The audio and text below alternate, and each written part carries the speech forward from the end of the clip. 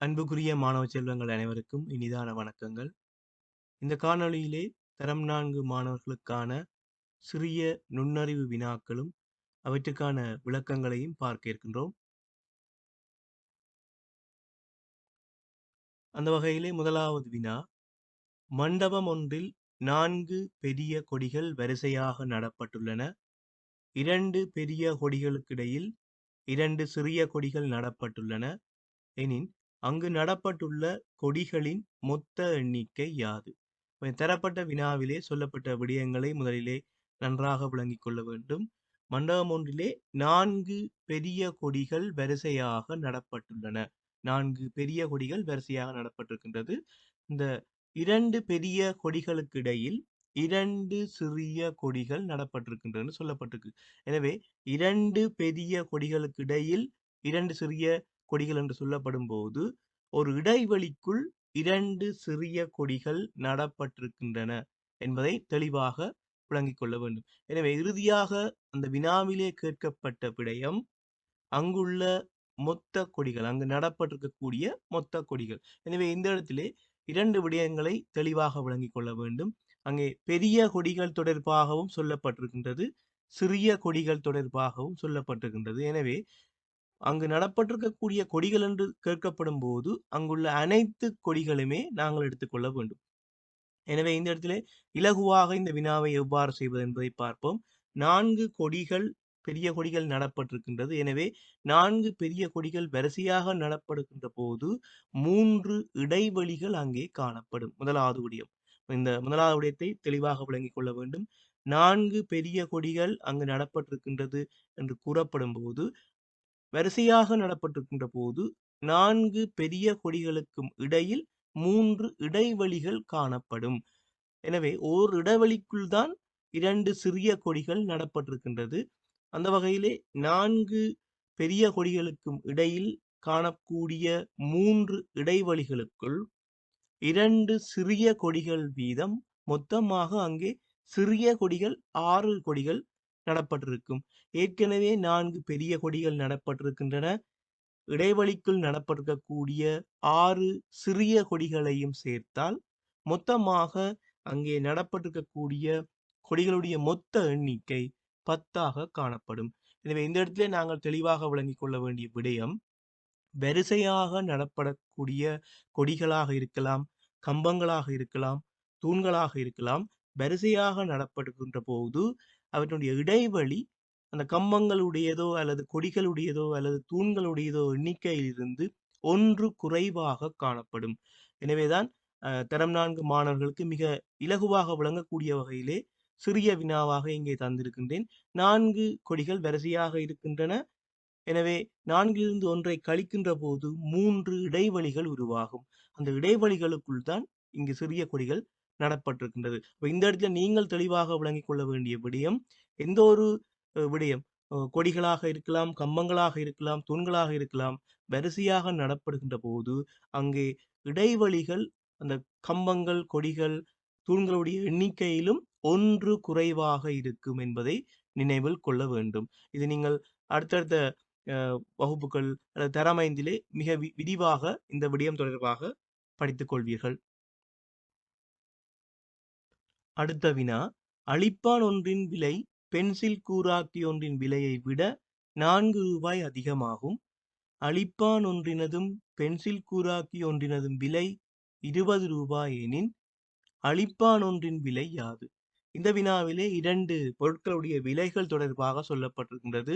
ஒரு அழிப்பான், ஒரு பென்சில் கூராக்கி, 2ஐ நாங்கள் வாங்குகின்ற போது 20 ரூபாய் செலுத்த வேண்டும் என்று சொல்லப்பட்டிருக்கின்றது. அதே நேரம் 2 பொருட்களுடைய விலையும் எங்களுக்கு தெரியாது. ஆனால் 2 பொருட்களுடைய விலைகளுக்கான வித்தியாசம், 2 பொருட்களின் விலைகளின் வித்தியாசம் எங்களுக்கு தெரியும். மேலே தரப்பட்டிருக்கிறது, அழிப்பான் ஒன்றின் விலை பென்சில் கூராக்கி ஒன்றின் விலையை விட 4 ரூபாய் அதிகம். பென்சில் கூராக்கி ஒன்றின் விலையை விட 4 ரூபாய் அதிகமாக அழிப்பானுடைய விலை காணப்படுகிறது.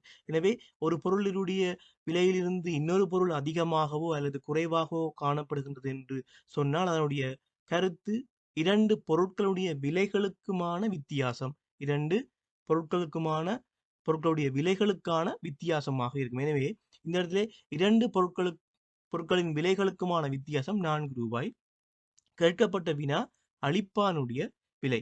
எனவே இந்த இரண்டு பொருட்களிலும் விலை கூடிய பொருள் எது, விலை குறைந்த பொருள் எது என்பது தொடர்பாக தெளிவான விளக்கம் எங்களுக்கு தேவை. இதில் ஏற்கனவே ஆரம்பத்தில் சொல்லப்பட்டிருக்கிறது, அழிப்பான் ஒன்றின் விலை பென்சில் குராக்கி ஒன்றின் விலையை விட 4 ரூபாய் அதிகம். எனவே அழிப்பான் தான் இந்த இடத்திலே விலை கூடிய பொருள். கேட்கப்பட்ட வினாவும் பென்சில் கூராக்கியினுடைய விலை கேட்கப்படவில்லை, அழிப்பான் ஒன்றின் விலைதான் கேட்கப்பட்டிருக்கிறது. எனவே விலை கூடிய பொருளை நாங்கள் காண்கின்ற போது இலகுவான வழிமுறை ஒன்று உள்ளது. எப்படின்னு சொன்னால், இரண்டு பொருட்களுடைய மொத்த விலையோடு வித்தியாசத்தை கூட்ட வேண்டும். நன்றாக கவனித்துக் கொள்ளுங்கள். இரண்டு பொருட்களுடைய மொத்த விலையோடு வித்தியாசத்தினை கூட்ட வேண்டும், வித்தியாசத்தினை சேர்க்க வேண்டும். இங்கு சேர்க்கின்ற போது 20 ரூபாயோடு 4 ரூபாய் சேர்க்கின்ற போது 24 ரூபாய் என்பது கிடைக்கும். அந்த கிடைத்த விடையை 2ஆல் வகுக்கும் போது நேரடியாக எங்களுக்கு விலை கூடிய பொருளுடைய விலை கிடைக்கும். எனவே இந்த இடத்திலே அழிப்பானுடைய விலை 12 ரூபாயாக இருக்கும். நன்றாக கவனித்துக் கொள்ளுங்கள். இரண்டு பொருட்களுடைய மொத்த விலையோடு இரண்டு பொருட்களுடைய விலைகளுக்குமான வித்தியாசத்தை கூட்டி 2ஆல் பிரித்திருக்கிறேன். இந்த 2 செயற்பாடு மாத்திரமே இங்கு செய்யப்பட்டிருக்கிறது.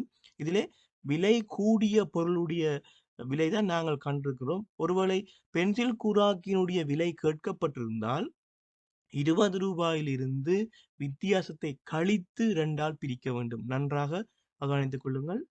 20 ரூபாயிலிருந்து 4 ரூபாயை கழித்து 2ஆல் பிரிக்கின்ற போது பென்சில் கூராக்கினுடைய விலை கிடைக்கும். எனவே இரண்டு பொருட்களும் விலை கூடிய பொருளுடைய விலையை நேரடியாக காண்பதற்கும் வழிமுறை உள்ளது. விலை குறைந்த பொருளுடைய விலையினை நேரடியாக காண்பதற்கும் இலகுவான வழிமுறை உள்ளது. இரண்டையும் நன்றாக தெளிவாக விளங்கிக் கொள்ளுங்கள்.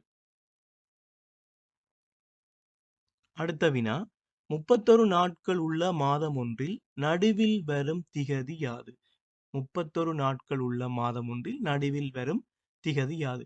ஏற்கனவே நீங்கள் நாட்காட்டி என்ற ஒரு விடயம் சிறிய சிறிய விடயங்களாக கற்றிருப்பீர்கள். தரமைந்தில் அது ஆக கூடுதலாக நிறைய விடயங்களை கற்றுக்கொள்வீர்கள். அதற்கான ஒரு ஆரம்பமாக இந்த வினா காணப்படுகின்றது. 31 நாட்கள் உள்ள மாதம் ஒன்றில் நடுவில் வரும் திகதி. இது இந்த மாதம் நாட்கள் என்பதை தாண்டி நிறைய விடயங்களுக்கு இந்த செய்முறை பயன்படும் உங்களுக்கு. இந்த இடத்துல 31 நாட்கள் இந்த மாதத்திலே காணப்படுகின்றதுன்னு சொன்னால் நடுவில் வரக்கூடிய திகதி. முதலில் ஒரு விடயத்தை தெளிவாக விளங்கிக் கொள்ள வேண்டும். நடுவில் வரும் திகதி அல்லது நடுவில் வரக்கூடிய நபர் அல்லது நடுவில் வரக்கூடிய பொருள் என்று தொடர்பாக வினாக்கள் வருகின்ற போது அங்கே இருக்கக்கூடிய மொத்த எண்ணிக்கையானது ஒற்றை எண்ணாக இருக்கும். நன்றாக நினைவில் வைத்துக் கொள்ளும். அங்க இருக்கக்கூடிய மொத்த எண்ணிக்கை ஒற்றை எண்ணாக இருக்கும். இந்த இடத்துல நீங்க கவனித்து பார்க்கலாம். 31 நாட்கள், 31 என்பது ஒரு ஒற்றை எண், ஒற்றை எண். எனவே இந்த இடத்துல இலகுவான வழியை கையாளலாம். 31ஓடு 1ஐ கூட்டி அதனை 2ஆல் வகுக்க வேண்டும். 31ஓடு 1ஐ கூட்டி அதனை 2ஆல் வகுக்கின்ற போது நேரடியாக நடுவில் வரக்கூடிய திகதி அல்லது நடுவில் அமைந்திருக்கக்கூடிய திகதி எங்களுக்கு கிடைக்கும். அல்லது இன்னொரு வழிமுறையை கையாளலாம். 31ஐ 2ஆல் 2ஆல் வகுக்கின்றோம். 15 மீதி 1 என்று கிடைக்கின்றது. இதிலே முழு எண் 15ஓடு 1ஐ கூட்ட வேண்டும். 15ஓடு 1ஐ கூட்ட, மீதியை விட்டு 15ஓடு 1ஐ கூட்ட வேண்டும். 16 என்பது கிடைக்கும். எனவே இந்த இடத்திலே 2 வழிமுறைகளை பின்பற்றி நடுவிலே இருக்கக்கூடிய அந்த திகதியை நாங்கள் கண்டுகொள்ளலாம். இது திகதிகள் மாத்திரமல்ல, இந்த வினாக்கு மாத்திரமல்ல, வரிசை தொடர்பான வினாக்களுக்கும் இது உங்களுக்கு உதவியாக இருக்கும். அடுத்த வினா, 5 நண்பர்கள் ஒருவருக்கொருவர் தமக்கிடையே வாழ்த்து மடல்களை பரிமாறிக்கொண்டனர். 5 நண்பர்கள் தமக்கிடையே வாழ்த்து மடல்களை பரிமாறிக்கொண்டிருக்கின்றார்கள். 2 வினாக்கள் இங்கே கேட்கப்பட்டிருக்கின்றது. அவர்களிடையே அங்கு பரிமாறப்பட்ட வாழ்த்து மடல்கள் எத்தனை? அடுத்த வினா, ஒருவர் பயன்படுத்திய வாழ்த்து மடல்கள் எத்தனை? எனவே முதலாவது வினாவை பார்ப்போம். அவர்களிடையே அங்கு பரிமாறப்பட்ட வாழ்த்து மடல்கள் என்று சொல்கின்ற போது மொத்த நண்பர்களை பார்க்க வேண்டும். மொத்த நண்பர்கள் இங்கே 5 பேர். அதிலிருந்து 1ஐ கழித்து பெருக்க வேண்டும். 5 நண்பர்கள் என்று சொல்கின்ற போது 5லிருந்து 1ஐ கழித்தால் 4. 5ம் 4ம் பெருக்கப்படுகின்ற போது அங்கே பரிமாறப்பட்டிருக்கக்கூடிய மொத்த வாழ்த்து மடல்கள் எங்களுக்கு கிடைக்கும். எனவே 20 வாழ்த்து மலர்கள் அங்கு பரிமாறப்பட்டிருக்கும். அடுத்ததாக ஒருவர் பயன்படுத்திய வாழ்த்து மலர்கள் எத்தனை என்று கேட்கப்பட்டிருக்கிறது. 5 நண்பர்கள் தங்களுக்கிடையே வாழ்த்து மலர்களை பரிமாறிக் கொள்ளுகின்ற போது ஒருவர் பயன்படுத்தப்பட்ட அல்லது ஒருவர் பயன்படுத்திய வாழ்த்து மலர்கள் ஒருவர் பயன்படுத்திய வாழ்த்து மலர்கள் என்று சொல்கின்ற போது 5 நண்பர்களும் தமக்கிடையே பரிமாறுகின்ற போது ஒருவருக்கு 4 வாழ்த்து மலர்கள் மாத்திரமே தேவையாக இருக்கு. என்று சொன்னால் அவருக்கே வாழ்த்து மடல் கொடுக்க மாட்டார், தனக்குத்தானே வாழ்த்து மடல் கொடுக்க மாட்டார். அப்ப 5 பேர் நிற்கின்ற போது ஒருவர் ஏனைய 4 பேருக்கும் வாழ்த்து மடல்கள் வழங்கியிருப்பார். எனவே ஒருவர் பயன்படுத்திய வாழ்த்து மடல்கள் 4ஆக காணப்படும். இதனைத்தான் நாங்கள் மேலே இருக்கின்ற வினாவுக்கும் அதே வழிமுறையில் தான் செய்திருப்போம். 5 நண்பர்கள் இருக்கின்ற போது ஒன்றை கழித்து ஏன் பெருக்கின்றோம் என்று சொன்னால் 5 பேர் இருந்தால் ஒருவருக்கு 4 வாழ்த்து மடல்கள் தான் தேவையாக இருக்கும், ஏனைய 4 பேருக்கும் கொடுக்கிறது. எனவே 5 தர 4 20. அடுத்த வினா, ஆப்பிள் ஒன்றின் விலை ரம்புட்டான் ஒன்றின் விலையை விட 8 ரூபாய் அதிகமாகும். ஆப்பிள் ஒன்றினதும் ரம்புட்டான் ஒன்றினதும் விலை 22 ரூபாய் எனின் ரம்புட்டான் ஒன்றின் விலை யாது? எனவே நாங்கள் ஏற்கனவே அழிப்பான் பென்சில் கூராக்கி தொடர்பான ஒரு வினா செய்திருப்போம். அதிலே இருக்கக்கூடிய செய்முறை தான் நாங்கள் இங்கேயும் பயன்படுத்த போகிறோம். ஆனால் இங்கு கேட்கப்பட்ட விடயம் ஆப்பிள் ஒன்றின் விலை ரம்புட்டான் ஒன்றின் விலையை விட 8 ரூபாய் அதிகம். இங்கு கேட்கப்பட்ட விடயம் ரம்புட்டானின் விலையை தான் கேட்கப்பட்டிருக்கிறது. எனவே இங்கு விலை குறைந்த பொருளை தான் கேட்டிருக்கிறார்கள். விலை குறைந்த பொருள். நாங்கள் ஏற்கனவே செய்த வினாவிலே விலை கூடிய பொருளை நேரடியாக பார்த்தோம். இந்த இடத்திலே விலை குறைந்த பொருளைத்தான் பார்க்க போகும். எனவே 2 பொருட்களுடைய மொத்த விலை 22 ரூபாய். 2 பொருட்களுடைய மொத்த விலை 22 ரூபாய். ரம்புட்டானுடைய விலையை நாங்கள் பார்க்க போகிறோம். 22 இருந்து வித்தியாசம் 2 பொருட்களுடைய விலைக்குமான வித்தியாசம் 8 ரூபாய். எனவே 22 இருந்து 8 கழிக்கின்றோம் 14. அதனை 2ஆல் வகுக்கின்ற போது எங்களுக்கு நேரடியாக ரம்புட்டானுடைய விலை கிடைக்கும் 7 ரூபாய். எனவே 2 வழிகளிலும் அந்த வினாக்களை விளங்கப்படுத்தி இருக்கிறேன். நேரடியாக விலை கூடிய பொருள், நேரடியாக விலை கூடிய பொருளை பார்ப்பதற்கான வழிமுறையும் சொல்லி இருக்கின்றேன். விலை குறைந்த பொருளை நேரடியாக பார்ப்பதற்கான வழிமுறையும் இந்த வினாவிலே சொல்லப்பட்டிருக்கின்றது. எனவே தெளிவாக விளங்கிக் கொண்டால் உங்களுக்கு பெரிய வினாக்களை செய்வதற்கு மிக இலகுவாக இருக்கும். அடுத்ததாக மேலே 4 எண்ணட்டைகள் வைக்கப்பட்டுள்ளன. அவற்றினை ஒன்றிலிருந்து ஒன்று வேறுபட்டதாக சோடியாக்க வேண்டுமெனின் எத்தனை சோடிகளாக்க முடியும்? எனவே மேலே 4 எண்ணட்டைகள் 3, 4, 5, 6 என்கின்ற இலக்கங்களை பயன்படுத்திய எண்ணட்டைகள் அங்கே வைக்கப்பட்டிருக்கின்றன. அவற்றினை சோடிகளாக்க வேண்டும், அதே நேரம் ஒன்றிலிருந்து ஒன்று வேறுபட்டதாக சோடியாக்க வேண்டும் என்று அறிவுறுத்தல் தரப்பட்டிருக்கிறது. ஒரே மாதிரியான சோடிகளை மீண்டும் மீண்டும் ஆக்கக்கூடாது என்பதுதான் அதற்கான விளக்கம். ஒன்றிலிருந்து ஒன்று வேறுபட்ட சோடி என்பது ஒரு தடவை ஆக்கப்பட்ட சோடிகள் மீண்டும் ஆக்கப்படக்கூடாது என்பது அதற்கான விளக்கமாகும். எனவே முதலில் நாங்கள் இதில் எழுதி பார்ப்போம், அதன் பின்னர் இதற்கான இலகு வழி முறையை பார்ப்போம். எனவே அந்த வகையிலே 3ம் 4ம் சேர்க்கலாம், 3ம் 5ம் சேர்க்கலாம், 3ம் 6ம் சேர்த்துக் கொள்ளலாம். அதே போல 4ம் 5ம் சேர்க்கலாம், 4ம் 6ம் சேர்க்கலாம், அதே போல 5ம் 6ம் சேர்க்கலாம்.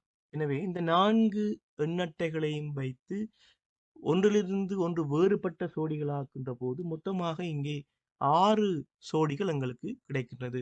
ஒரே மாதிரியான சோடிகளாக அல்லாமல் ஒன்றிலிருந்து ஒன்று வேறுபட்டதாக 6 சோடிகள் எங்களுக்கு கிடைக்கின்றது. நீங்க இதிலே காட்சிப்படுத்துகின்ற இந்த எண்களை கவனித்தால் இலகுவாக உங்களுக்கு விளங்கிக் கொள்ளக்கூடியதாக இருக்கும். எந்த ஒரு சோடியும் ஒரே மாதிரியான சோடியாக இல்லாமல் காணப்படுகின்றது, ஒன்றிலிருந்து ஒன்று வேறுபட்டதாக காணப்படுகின்றது. எனவே இந்த வினாவினை அதிகளவான எண்ணட்டைகள் தரப்படுகின்ற போது எவ்வாறு இலகுவாக செய்யலாம் என்று பார்ப்போம். இதை நான் கைகுலுக்கல் வழிமுறையை பின்பற்றி நாங்கள் செய்யலாம். கைகுலுக்கல் நீங்கள் படித்திருப்பீர்கள். கைகுலுக்கல் முறையினை பின்பற்றி செய்யும் போது இலகுவாக செய்து கொள்ளலாம். இங்கே 4 எண்ணட்டைகள் காணப்படுகிறது. எனவே 4ஐ 3ஆல் பெருக்க வேண்டும், 12. அதனை 2ஆல் பிரிக்கின்ற போது இங்கு உங்களுக்கு விடை பெறக்கூடியதாக இருக்கும். ஏற்கனவே கைகுலுக்கல் முறை என்பது உதாரணமாக 4 நண்பர்கள் தங்களுக்கிடையே கைகுலுக்கி கொண்டால் எத்தனை கைகுலுக்கல் என்று சொன்னால் 4லிருந்து ஒன்றை கழித்து 4ஐயும் அந்த எண்ணையும் பெருக்க வேண்டும், 4ஐயும் 3ஐயும் பெருக்க வேண்டும், வருகின்ற விடையை 2ஆல் வகுக்கின்ற போது கைக்குலுக்கல் கிடைக்கும். அதே வழிமுறையைத்தான் நாங்கள் இந்த வினாவிலே பயன்படுத்துகிறோம். 4 எண்ணட்டைகள் ஒன்றிலிருந்து ஒன்று வேறுபட்ட சோடியாக்கும் போது எத்தனை சோடிகள் கிடைக்கும் என்றால் 4ஐ 3ஆல் பெருக்குகின்றோம் 12, 12னை 2ஆல் வகுக்கின்ற போது எங்களுக்கு 6 என்ற விடை இந்த வினாவுக்கான விடையாக இலகுவாக பெறக்கூடியதாக இருக்கும்.